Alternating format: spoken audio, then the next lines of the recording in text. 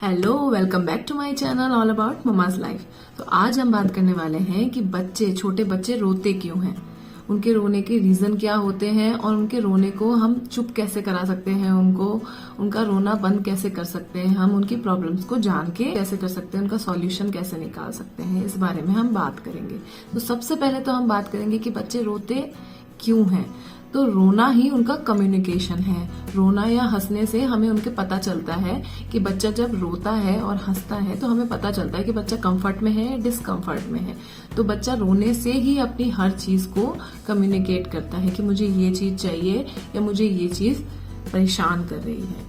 तो स्टार्ट करते हैं इन्हीं के साथ कि पेरेंट्स को ताकि हेल्प हो सके कि मेन रीजंस क्या क्या है जिससे बच्चा रोता है, उसे परेशानी होती है, और उन रीजंस का हम सॉल्यूशन कैसे निकाल सकते हैं और पता कैसे कर सकते हैं कि बच्चा इसी रीजन से रो रहा है। फर्स्ट रीजन है भूख लगना। तो ज्यादातर यही रीजन होता है जिसकी वजह से बच्चा रोता है। भूख लगना ही मेन रीजन होता है जिसकी वजह से बच्चा ज्यादातर रो रहा होता है। जब बच्चे छोटे होते हैं तो उन्हें बार बार भूख लग रही होती है, उनका टमी छोटा सा होता है, इत्तू सा, तो वो बार बार सुसु पोटी करते रहते हैं, जिसकी वजह से उनका टमी खाली होता रहता है और उन्हें भूख लगती है। और वो भूख लगने को बोल तो सकते नहीं, बता तो सकते नहीं आपको कि मम्मा मुझे भूख लगी है, मुझे दूध पिलाओ। तो वो क्या करते हैं, वो रोने लगते हैं। तो पहला रीजन तो है भूख लगना। अगर बच्चे को भूख लगी है तो भी वो जोर जोर से रोने लगेगा। और इसकी कुछ निशानियां भी है। बच्चे को भूख लगती है तो वो अलग टाइप से रोता है, थोड़ी सी टंग ऊपर की तरफ टच हो रही होती है जब वो रोता है, तो ये भी आप देख सकते हैं। और दूसरा है कि बच्चा अपने हाथ पैरों को लिक करने लगता है, उसको चाटने लगता है और होठों को चाटने लगता है अपने। इससे भी पता चल जाएगा कि बच्चे को भूख लगी है और आप उसे फीड करा सकते हैं और बच्चा रोना बंद कर देगा। और सेकंड है डर्टी डाइपर। तो डर्टी डाइपर में क्या है कि इसमें अगर आपने डाइपर पहना रखा है बेबी को, तो उसका डाइपर खराब हो गया है या उसे परेशान कर रहा है, उसे चुभ रहा है, या उसने पोटी कर दी है, सुसु कर दी है, किसी भी रीजन से डाइपर उसके लिए डिस्कम्फर्ट पैदा कर रहा है, तो बच्चा इसलिए रो रहा है। तो इसकी भी कुछ निशानियां हैं कि बच्चा करवट लेगा, अपनी बैक को आर्च शेप में कर लेगा और पैर को जोर जोर से पटकेगा और हाथ पैरों को जोर जोर से मारेगा। तो ये सब कुछ निशानियां हैं। जोर जोर से रोएगा तो आपको पता चल जाएगा कि बच्चे का डाइपर, और आप वैसे भी चेक भी करके देख सकते हैं कि बच्चे का डाइपर खराब तो नहीं हो गया है, चेंज करने का टाइम तो नहीं हो गया है। और एक बात का ध्यान रखिए हमेशा कि डाइपर को चेंज करने के बीच में थोड़ा सा गैप दीजिए ताकि उसकी स्किन के ब्रीथ कर सके अच्छे से। और डाइपर जब आप पहना रहे हैं दूसरा, तो उसके पहले कोई भी लोशन या मॉइस्चराइजर या डाइपर रैश क्रीम जरूर लगाए आप, ताकि बच्चे को वहां पे मॉइस्चर रहे और उसको डाइपर रैश ना हो। और एक बात का और ध्यान रखिए कि डाइपर फ्री बच्चे को बीच बीच में आपको करना ही है, जिससे बच्चा ज्यादा परेशान डाइपर की वजह से नहीं होगा, उसको रैशेस नहीं होंगे, उसको परेशानियां नहीं होगी। और हो सके तो आजकल वेट इंडिकेटर वाले डाइपर भी आने लग गए हैं, उसमें पहले ही आपको अलार्म कर देगा कि डाइपर खराब हो चुका है, तो आप डाइपर चेंज कर लीजिए। तो वो डाइपर भी आप यूज कर सकते हैं। ये रीजन बच्चे के हो सकते हैं जिसको आप चेंज करके डाइपर, और आपको बच्चा स्माइल करता हुआ दिख जाएगा, उसका रोना बंद हो जाएगा। और इसके बाद है नेक्स्ट, बच्चे का थका हुआ होना। अगर बच्चा थक गया है किसी भी चीज से, जैसे बच्चा जब ब्रेस्ट फीड करता है तब भी वो थक जाता है, क्योंकि इतना छोटा बच्चा है, वो छोटी छोटी चीजों से थक जाता है। अगर बच्चा हाथ पैर मार रहा है उससे भी थक जाता है। अब आप सोचेंगे कि हाथ पैर मारने से कोई कैसे थक सकता है, लेकिन इतने छोटे बच्चे या इससे थोड़े से भी अगर बड़े भी बच्चे हैं तो वो थोड़ी छोटी छोटी एक्टिविटीज से भी थक जाते हैं, जैसे हाथ पैर मारना, इधर उधर देखना, हंसने से, या उनको दूध पिला दिया आपने उससे, या थोड़े से बड़े हैं और वो पानी पीते हैं, पानी पी लिया तो उससे भी थक जाएंगे। थोड़ा सा अगर उन्होंने क्रॉल कर लिया तो थक जाएंगे।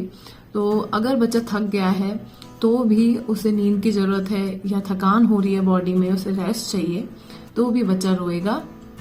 तो ये भी आपको नोटिस करना है कि बच्चा थका हुआ है, उसे रेस्ट की जरूरत है, तो उसे आप सुला सकते हैं। क्योंकि बच्चे इतना ज्यादा सोते हैं, उनको इतनी ज्यादा नींद की जरूरत होती है कि हम पूरा दिन यही सोचते हैं कि वो पूरा दिन सो रहे हैं, और हम सोचते हैं, कई बार तो ये सोचते हैं कि दिन में इन्हें ना सुलाए और रात को, ताकि बच्चा सो जाएगा। लेकिन नहीं, आपको ऐसा नहीं करना है। बच्चा जब सोना चाहे, जितना सोना चाहे, उन्हें सोने देना चाहिए। उनके सोने के जो अलार्म को या बॉडी क्लॉक को खराब नहीं करना चाहिए।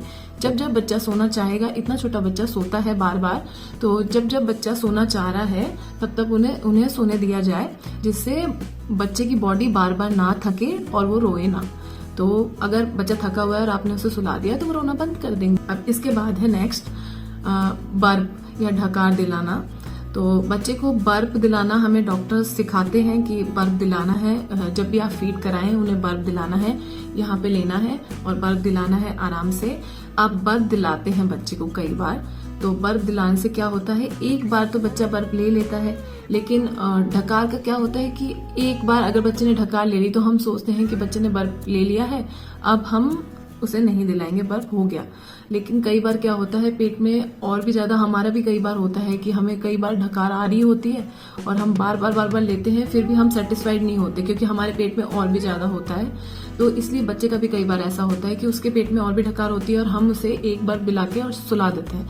नहीं करना है आपको, उसको बार बार कोशिश करती रहनी है। अगर वो रोए जा रहा है तो उसके बर्प का भी फिर से कोशिश कीजिए दिलाने का। अगर वो ले लेता है तो उसको अगर रेस्ट मिल गया है तो वो रोना बंद कर देगा। नेक्स्ट, ठंड लगना या गर्मी लगना। कई बार क्या होता है कि बड़े लोगों में भी होता है ये कि अगर हम लोग से हम एसी का टेम्परेचर या फैन का मतलब वॉल्यूम कर देते हैं कि तेज कम करना, या फिर सर्दियां है तो हम लेयरिंग ज्यादा कम उसी हिसाब से करते हैं जैसे हमारी बॉडी को फील होता है। हमें ठंड लगती है तो हम ज्यादा लेयरिंग कर लेते हैं और गर्मी लगती है तो हम लेयरिंग नहीं करते हैं। अब बच्चे के साथ ऐसा होता नहीं है, बच्चा बोल नहीं सकता है। जब तक वो बोलना नहीं सीखेगा वो आपको पता भी नहीं चलेगा कि बच्चे को ठंड लग रही है या गर्मी लग रही है। हम अपने अकॉर्डिंग उसे लेयरिंग करवाते हैं, कपड़ों की भी। और डॉक्टर्स बोलते हैं कि सर्दियों में लेयरिंग एक आपसे ज्यादा होनी चाहिए। तो हो सकता है बच्चे को ठंड लग रही है, क्योंकि हर बच्चा अलग होता है, किसी बच्चे को ठंड ज्यादा लगती है, किसी बच्चे को गर्मी ज्यादा लगती है, तो वो आपको बता नहीं पा रहा है। तो ये इशू तो तभी सॉल्व होगा जब वो बड़ा हो जाएगा और बोलने लगेगा। लेकिन हमें ये कोशिश करके देखनी है कि अगर ठंड है और उसको मतलब गर्मी लग रही है तो उसको चेक करना है। अगर वो स्वेट कर रहा है तो आपको उसकी एक लेयर उतार देनी है, उससे बच्चा रिलैक्स हो जाएगा और रोना बंद कर देगा। और अगर उसे गर्मियों का मौसम है, उसे गर्मी लग रही है और एसी का टेम्परेचर धीरे है, तो आप एसी का टेम्परेचर बढ़ा के देख सकते हैं कि उसे कंफर्ट फील हो रहा है कि नहीं हो रहा है। तो ऐसे आप 2-3 तरीकों से पता कर सकते हैं कि बच्चे को किस मतलब कैसे कंफर्ट मिल रहा है। अगर फिर भी बच्चे को कंफर्ट नहीं मिल रहा है तो हो सकता है वो कॉलिंग क्राई रो रहा हो। नेक्स्ट है कि कॉलिंग क्राई होता है कि अनअटेंडेड फील करना। मतलब बच्चे को अगर आप अटेंड नहीं कर रहे हो, थोड़े टाइम के लिए आप मम्मा लोगों को काम करने के लिए बाहर किचन में जाना पड़ गया है, या कुछ भी आप उनकी फॉर्मूला मिल्क ही बनाने गए हो या उन्हीं के किसी काम से गए हो, आप डायपर लेने गए हो और बच्चे को इतनी देर में ऐसा फील होने लग गया कि मैं बहुत अलग हूं, मैं अकेला हूं, तो वो कॉलिंग क्राई होती है। वो बच्चा रोता है जोर जोर से, उसे एक वार्म से हक की जरूरत होती है उस टाइम पे। तो कोई भी पेरेंट, मम्मा या डैडा, आप जाके उसको एक प्यार से उसको गोदी में लेके और एक अच्छी सी हक दे सकते हैं, जिससे उसे बहुत सूदिंग फील होगा, बहुत वार्म फील होगा और अच्छा लगेगा बच्चे को। इससे वो रोना बंद कर देगा। और ज्यादातर मदर्स अगर हक करेगी तो वो और भी ज्यादा अच्छा फील करेंगे बच्चे, तो उससे वो रोना बंद कर देगा। तो ये भी एक रीजन हो सकता है। नेक्स्ट है ओवर स्टिमुलेशन। मतलब अगर आप शोर शराबे वाली जगह पे बच्चे को, छोटे बच्चे को लेके आप शोर शराबे वाली जगह पे चले गए हैं, शादी ब्याह में चले गए हैं, या आपके घर के बाहर से कहीं से बहुत ज्यादा शोर जा रहा है, या आप मतलब जैसे दिवाली है, पटाखे फूट रहे हैं बाहर और बच्चे को बहुत नॉइज की परेशानी हो रही है, बहुत नॉइजी सा प्लेस है जहां पे बच्चा आपके साथ है, तो बच्चा वहां पे जोर जोर से रोने लगेगा। तो ये भी एक तरीके का रीजन होता है। तो इससे बचने के लिए आप क्या करिए, उसे लेके और साइलेंट प्लेस पे चले जाइए, जिससे बच्चे का रोना बंद हो जाएगा। तो ये भी हो गया सॉल्यूशन हमारा। इससे नेक्स्ट है बोर्डम। अब आप सोचेंगे कि बच्चे भी बोर होते हैं। जी हाँ, बच्चे भी बिल्कुल बोर होते हैं। कई बार हम एक ही टॉय से उसे खिलाते रहते हैं या फिर वो कई चीजें नहीं मतलब अवॉइड करना चाहता है, लेकिन हम वही चीज करते रहते हैं। बच्चा इधर उधर देख के हमें इशारे भी कर रहा होता है, मतलब वो बोल तो सकता नहीं, लेकिन उसकी बॉडी लैंग्वेज हमें बता रही होती है कि वो इस चीज से बोर हो रहा है। और लास्ट में जब अगर हम नहीं समझ पाए या हमने ध्यान नहीं दिया तो फाइनली बच्चा रोने लगता है। तो आपको क्या करना है, बच्चे को डिस्ट्रैक्ट करना है। Distraction is the best way. अगर बच्चा रो रहा है तो डिस्ट्रैक्शन हर बच्चे को पसंद है। इतने छोटे बच्चों को तो बहुत ज्यादा पसंद होता है कि एक चीज से दूसरी चीज पे स्विच करके उनके डिस्ट्रैक्ट करना। तो आप उसे गोदी में लीजिए और कहीं निकल जाइए, जाइए या बाहर इधर उधर लेके घूमिए, या और कोई चीज दिखाइए, जैसे चिड़िया दिखा सकते हैं, आप बाहर ले जा सकते हैं, गार्डन में ले जा सकते हैं, फ्लावर दिखा सकते हैं, जिससे बच्चा रोना बंद कर देगा, अगर ये रीजन है तो। इससे नेक्स्ट रीजन है कि गैस होना। अब इतने छोटे बच्चे में भी गैस होती है। जी हाँ, अगर मदर ने कुछ खा लिया है जिससे गैस्ट्राइटिस हो सकती है, तो बच्चे को भी मदर फीड द्वारा गैस हो सकती है, या फिर ऐसे नॉर्मली फॉर्मूला मिल्क से भी गैस हो सकती है। तो अगर बच्चे को गैस है तो वो लोटना, मतलब परेशान होके लोटना शुरू कर देगा या रोना शुरू कर देगा जोर जोर से, और वही बैग को आर्च शेप में कर देगा। तो ये भी निशानियां हैं जिससे आपको पता चलेगी कि बच्चे को गैस हो रही है।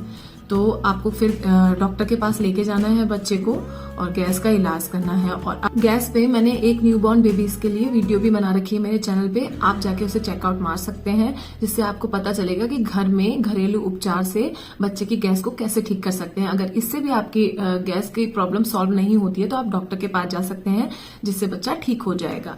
अब नेक्स्ट है कॉलिक पेन। कॉलिक पेन ऐसा पेन होता है जो बच्चों को बहुत परेशान करता है, और ये 5 में से 1 बच्चों को होता ही होता है।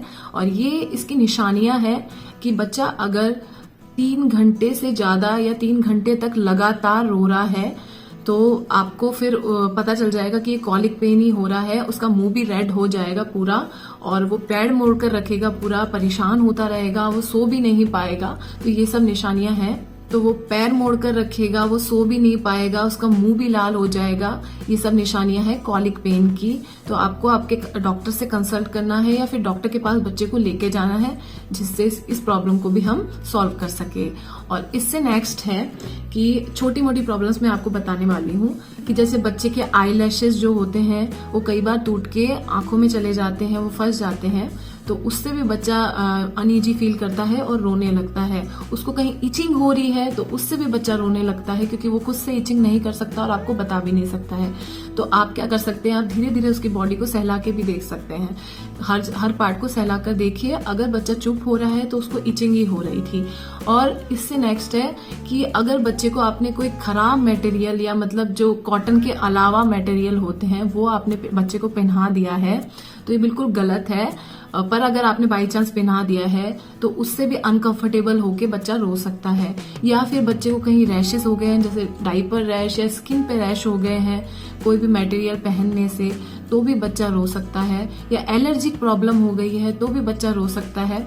और अगर लास्ट है, सबसे लास्ट में आपको बताऊंगी, अगर बच्चा अब भी रोए जा रहा है तो बच्चा पेन में है, बहुत उसे परेशानी हो रही है, उसे कोई दर्द हो रहा है, या तो उसके पेट में दर्द है, या उसे फीवर है, या उसकी नोज ब्लॉक हो गई है, या उसे सर्दी जुकाम कुछ भी परेशानी ज्यादा बढ़ गई है, इसीलिए बच्चा लगातार रोए जा रहा है, तो आपको तुरंत क्या करना है, अपने डॉक्टर के पास जाना है, कंसल्ट करना है डॉक्टर को, बच्चे को दिखाना है, वहां इलाज करवाना है बच्चे का, जिससे हमारी ये भी प्रॉब्लम सॉल्व हो सके। आपको घर में नहीं रहना है। अगर आपने पहले बताई हुई सारी चीजें कर ली है चेक, और वो सॉल्यूशन भी आपने कर लिए हैं, सारे आपने करके देख लिए हैं, और बच्चा फिर भी चुप नहीं हो रहा है, तो आपको भाग के जाना है डॉक्टर के पास और बच्चे को दिखा के ठीक करना है। तो ये सारे रीजंस थे जिसकी वजह से बच्चे रोते हैं।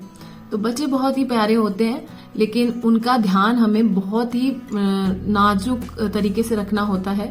हर चीज, हर छोटी चीज, हर बारीक चीज का ध्यान रखना होता है बच्चे को लेकर हमें, कि बच्चा रो क्यों रहा है, बच्चे की उस चीज को पता करें हम पूरा डेप्थ में जाके, और उसको सॉल्व करें हम, ताकि बच्चा रोए ना, क्योंकि रोते हुए बच्चे किसी को भी पसंद नहीं, और ऑब्वियसली पेरेंट्स को तो बिल्कुल भी पसंद नहीं। तो ये वीडियो मैं इसीलिए लेके आई थी आप लोगों के लिए, ताकि आप लोगों को मैं अवेयर कर सकूं कि बच्चों के रोने के क्या क्या रीजंस हो सकते हैं, और उनको हम कैसे सॉल्व करके बच्चों को शांत करा सकते हैं और उनका रोना चुप करा सकते हैं। तो अगर आपको ये वीडियो थोड़ी सी भी हेल्पफुल रही हो तो like, share and subscribe to my channel. Thanks for watching.